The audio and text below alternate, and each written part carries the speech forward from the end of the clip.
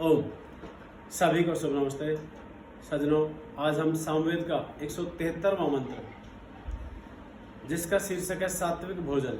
सज्जनों, हमारा जो शरीर बनता है यह माँ के गर्भ में हम बिंदु रूप में आए और उस बिंदु के पश्चात धीरे धीरे सारे अंग प्रत्यंग बनते गए।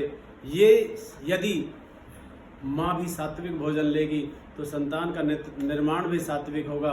और जब सात्विक जन्म होने के पश्चात जीवन हमारा चलता है, उसके पश्चात यदि हम तामसिक भोजन ग्रहण करेंगे या राजसिक ग्रहण करेंगे तो उससे हमारा शरीर, मन, बुद्धि, चित्त सब कुछ ऐसा ही बनेगा। लेकिन यदि हम सात्विक ही केवल लेंगे तो उससे हमारे शरीर का मन, बुद्धि, चित्त सब कुछ बहुत ही उत्तम श्रेणी का बनेगा और हमारे विचार भी उत्तम होंगे। हमारी सातों धातुएं विधिवत बनेंगी, किसी में कोई दोष नहीं आएगा शरीर के अंदर। इसलिए मंत्र में ऋषि क्या कहते हैं, आइए जानते हैं। पिछले मंत्र में ज्ञान आश्रित मार्ग के अवलंबन का उल्लेख हुआ। ज्ञान बुद्धि से होता है और उसकी उत्तमता सात्विक भोजन पर निर्भर करती है। ज्ञान हमें बुद्धि से होगा, जैसी हमारी बुद्धि होगी वैसे ही हमारा ज्ञान होगा। बुद्धि हमारी तामसिक है, राजसिक है या सात्विक है तो ज्ञान हमारा उसी आधार पर काम करेगा। अतः इस मंत्र में सात्विक भोजन का उल्लेख है। हे सैकड़ों प्रज्ञानों वाले परमेश्वरशाली प्रभु, प्रभु से प्रार्थना की गई है, हे सैकड़ों प्रज्ञानों वाले परमेश्वर, मैं भी 100 वर्ष तक उत्तम ज्ञान वाला बना रहूं। मनुष्य की जो आयु है परमात्मा ने जो निर्धारित करके भेजी है वो 100 वर्ष या उससे अधिक है।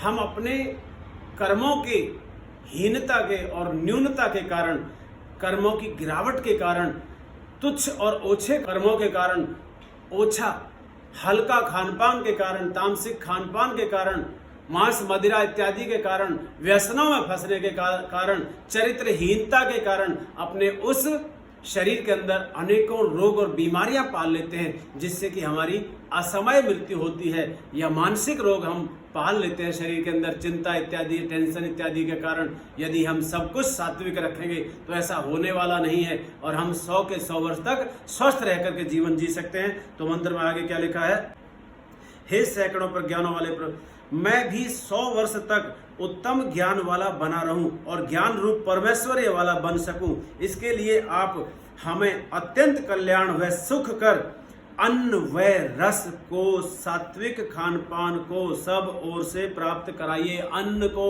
रस को, रस जो फलों का है और दूसरे पदार्थों का है वह हमें सात्विक रूप में प्राप्त कराइए। ये भक्त परमात्मा से प्रार्थना कर रहा है सब ओर से।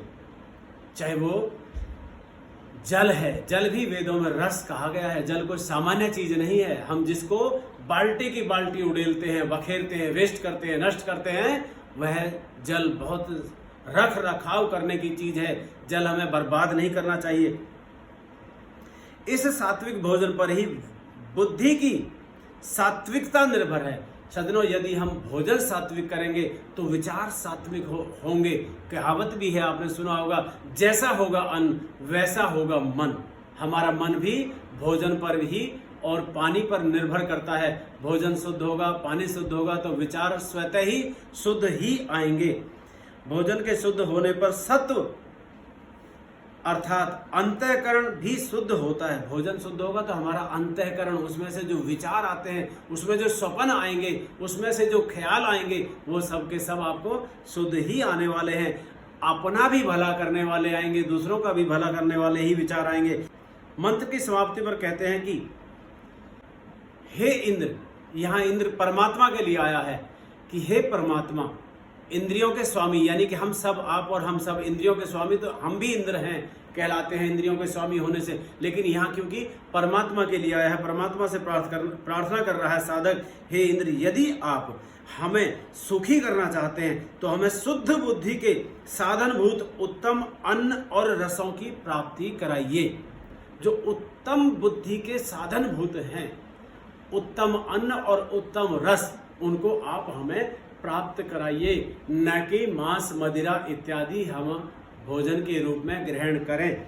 ऐसी हमें मेधा और ऋतंभरा विवेकशील बुद्धि से अलंकृत कीजिए, परमात्मा से भक्त प्रार्थना कर रहा है। इस मंत्र का ऋषि ज्ञान को धारण करने वाला, श्रुत कक्ष उत्तम शरण वाला, सुकक्ष शक्तिशाली, अंगिरस अंग अंग में रस भरा है, जिसका ओज तेज से देदीप्यमान चेहरा और मस्तक है, ऐसे को अंगिरस कहा जाता है। यह समझ लेता है कि वह द्रव्य अभक्ष्य है, जो उत्तम अंगों वाला है, जिसके अंग अंग में रस भरा हुआ है। वह इस बात की समझ रखता है, परख रखता है, ज्ञान रखता है, मेधा और ऋतंभरा बुद्धि से परख रखता है कि यह भोजन मुझे हितकर है और यह मेरे लिए अभक्ष्य है। जो बुद्धि को लुप्त करता है, बुद्धि को सात्विक बनाने वाले भोजनों का ही सेवन करता है। जो अभक्ष्य पदार्थ है वो बुद्धि को लुप्त करते हैं, बुद्धि को नष्ट भ्रष्ट करते हैं, कुमार्गगामी बनाते हैं, और बुद्धि को सात्विक बनाने वाले भोजनों का ही सेवन करता हुआ यह सचमुच श्रुत कक्ष बनता है। श्रुत कक्ष ऋषि का नाम है मंत्र के, और वह ऋषि इन उत्तम गुणों को, उत्तम खान पान को ग्रहण करके उत्तम विचारों वाला बनता है। मंत्र का भावार्थ है, सात्विक आहार के सेवन से मनुष्य सात्विक बुद्धि का संपादन करे, सात्विक बुद्धि को संग्रहित करे, इकट्ठा करे, उनका संयोजन करे। तो सात्विक गुण कहाँ से आएंगे? सत्व की वृद्धि से, और सत्व की वृद्धि होगी सात्विक भोजन से। इसलिए हमें अनाप शनाप ना खा करके हमें सात्विक भोजन ही ग्रहण करना चाहिए। मंत्र में ये बार बार जोर दिया गया है। अगला मंत्र भी मैं सात्विक भोजन का ही आपके सामने जो है स्वाध्याय करने जा रहा हूँ। आशा है आप मंत्र को ध्यानपूर्वक सुनेंगे, समझेंगे, विचार करेंगे, इसका लाभ उठाएंगे और ऐसे वैसे भोजनों की तरफ न आकृष्ट होकर के केवल सात्विक भोजन को प्राथमिकता देंगे। ये मेरा आपसे जो है आग्रह है। आपने वीडियो को ध्यान से सुना, इसलिए सबको शुभ नमस्ते, धन्यवाद।